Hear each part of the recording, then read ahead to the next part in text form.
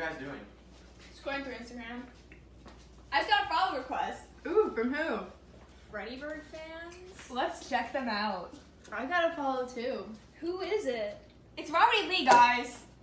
Who the f- is that? I don't know. Does anybody know who this guy is? I don't know, but this is his Instagram.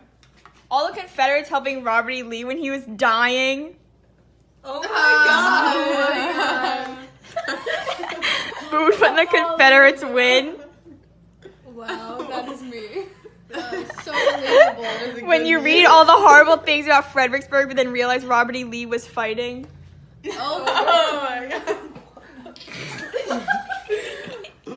Well, I looked him up and it says he was a Confederate soldier and a commander in the Civil War. What does that mean?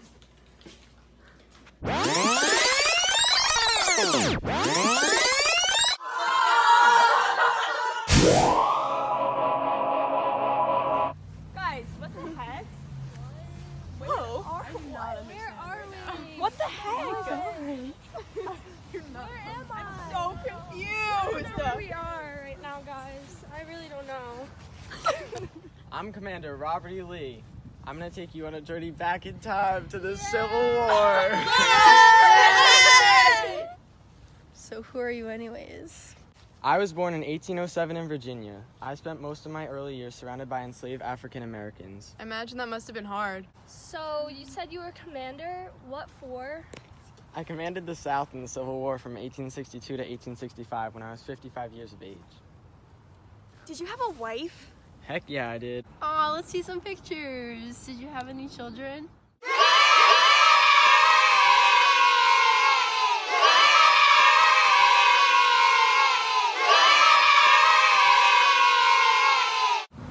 Yes, in fact I did. 4 daughters and 3 sons. However, my wife Mary and I had 3 together. And I had 3 children with another lady. It was always hard for Robert E. Lee to be apart from his family. One of the hardest times was the Battle of Fredericksburg during the Civil War. It was fought December 1862 in Fredericksburg, Virginia. The Union was led by Burnside, and the South was led by Lee.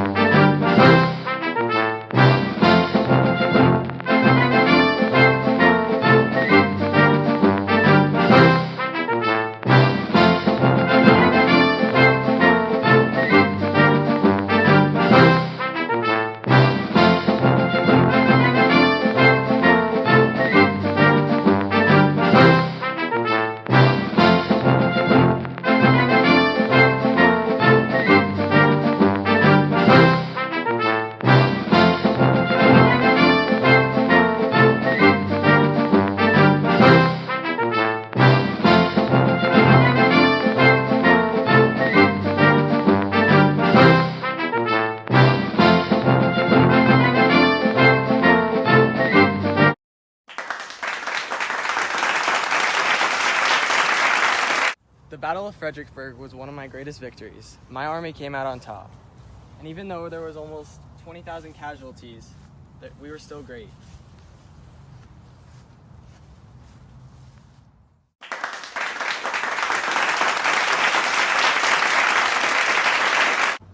That seems like a lot of casualties. Yeah, seeing all my soldiers dying was pretty traumatizing. I bet.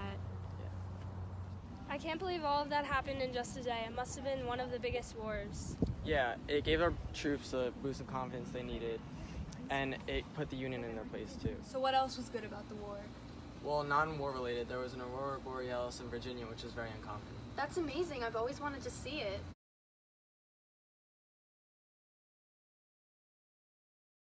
Yeah, and it was also pretty cool defeating Burnside when 14 charges failed. Wow, that's amazing. You really had a good role in the war. Well, some may say so, but the uniforms were also pretty cool to fight in. So while Burnside waited on his bridges, the Confederates were armed and ready to attack? Precisely. The Confederates then rushed their armies to Fredericksburg and waited for the Union soldiers to cross. How ironic, right?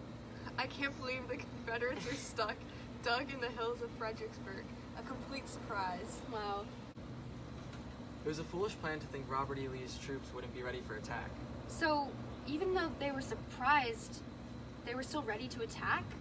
What were the results of the war then? Well, the Confederates took home the victory. They came through with flying colors. To their surprise, they used their strength and strategy to overcome the Union. And the Union suffered more casualties than the Confederates, even though the Union vastly outnumbered the Confederates. That must have been an epic win for sure. What I want to know is more about the fashion. I love fashion. Blue for the Union, gray for the Confederates. Many men were volunteers and wore just what they had at home. However, the main uniform for the Union consisted of dark blue jackets, trousers, and kepi hats. The uniform for the Confederate was gray trousers, jackets, and kepi hats. The Confederates experienced a slight problem when the sun turned their gray clothes into a brownish color, giving them the nickname butternut. Alright, so we're gonna learn about the fashion of the time. Yeah. This dress I sewed this morning contains a corset. Corsets are in right now. There's a certain privacy that only a married man can see you in your corset.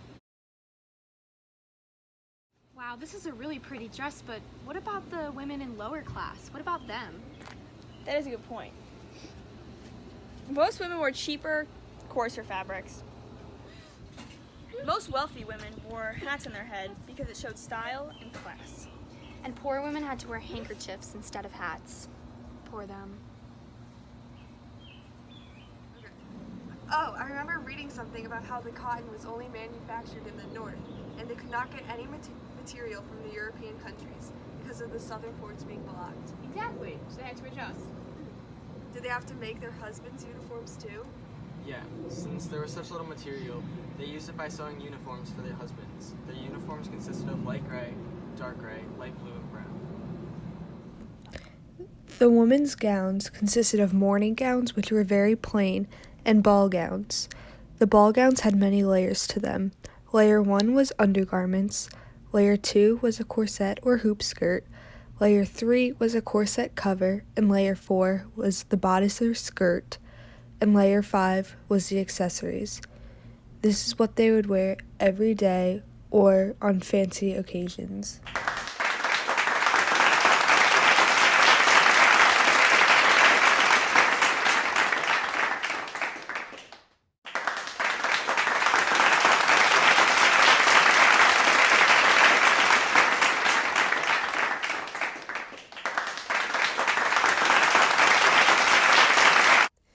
Women in the Civil War in the 1860s would always be wearing a dress. That was proper attire. This is a dress with a hoop skirt. The hoop skirt helps the women stay cool in the hot sun. In the South, since their cotton was cut off, their dresses started looking like patchwork from all the different textures and patterns. Sometimes they would even use curtains to make the skirts. The women would also have a bonnet or a hat and a fan made of sandalwood. The colors of the fabric would be based on harmony, simplicity, and nature. Cotton was produced in the South, but the textile mills that manufactured fabric were located in the northern states. This blockade of southern ports by northern forces prevented the importation of European and American fabrics. Black market goods were very expensive, so the South had to make do with whatever fabric they could have for the duration of the war. What little fabric was available was needed for uniforms and for the military. Even then, Southern uniforms were not uniform, and many versions existed, including light gray, dark gray, light blue, and butternut brown. Southern women learned to make do with less. Evening attire featured drop shoulder sleeves, low necklines, and voluminous skirts, held up by layers of petticoats and hoops. Hoops, horizontal circles of thin steel, were held in place by vertical strips of fabric. Short cap sleeves exposed women's arms during warmer months for evening wear. Bodices were somewhat lower than the actual waistline, but rose after the war. Bodices were lined with support and closed in front with buttons or hooks and eyes. Bodice and skirt fabrics usually matched. Daywear dresses were high-necked. It was unseemly for a woman to show skin before late afternoon. As pale skin was the style, neck and shoulders had to be covered to avoid the sun. Outdoors, during the day, women carried parasols to avoid sunlight. Sleeves were full, widest at the elbow, erupting from a gathered shoulder seam. The bishop sleeve featured the gathered shoulder, wide elbow, and narrowed at the wrist. Layered sleeves with the undersleeve showing was popular for a time. Sleeves were often trimmed with a ribbon or braid. One type was called a negative sleeved, and it showed the lining when the long sleeve was caught up with the outer side, leaving the portion of the sleeve at the back of the arm hanging. While women were wearing dresses, boys and men would wear pants and jackets made from durable fabric like denim. They would also have cotton shirts, suspenders, and a straw hat. Most children would go barefoot in the summer, but some that belonged to a wealthy family wore leather boots.